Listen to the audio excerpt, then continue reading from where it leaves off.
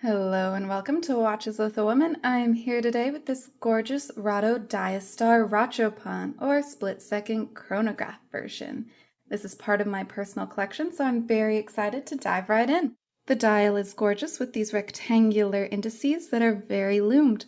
The hour minute hands are slightly pointed, and I like this little almost mirrored tip of the counterbalance of the chronograph hand.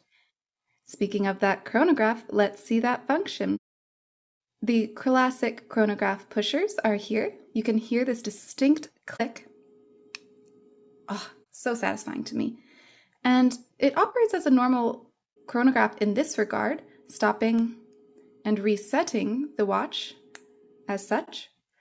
But it has the additional feature, creating this bullhead gorgeous design.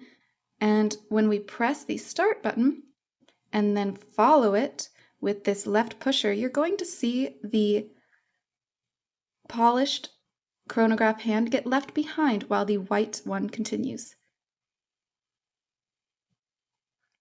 If you press that left pusher again, it will catch right up. And then you can classically stop and reset your chronograph. One of my personal favorite features of the dial stylistically is how the subdials have a polished ring around them with little indices that to me reflect all of these little minute indices on the actual dial. The subdials refer to a 12-hour counter, a 30-minute counter for the chronograph, and then a 60-second hand showing your classic seconds. You can see that it is officially certified to 100 meters underwater with a screw-down crown. It even has a crown guard. Rado is referred to as the master of materials, and they show that to you in this watch.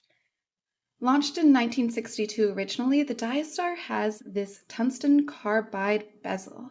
While some of the newer iterations have some other materials, this one is indeed that tungsten carbide, and it is scratchless, creating that mirror-like effect.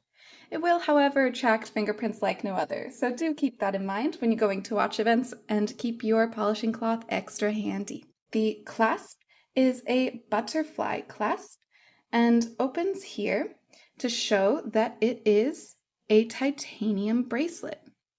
While the watch is quite top heavy due to that, it does alleviate some of the weight. It does emphasize the feeling of the rotor spinning. Let's see if you can hear this, watch fam.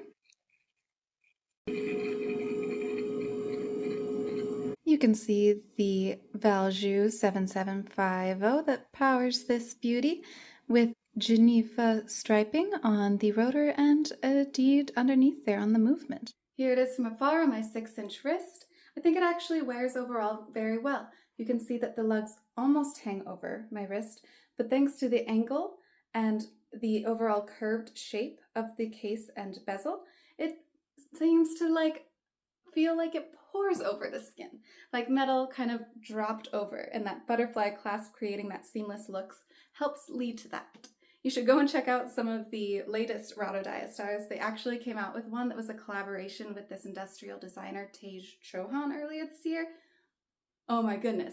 The dial looks like it's covered in lasers, like sunburst lasers, and it has these really cool shaped hands with a very linear, clean design.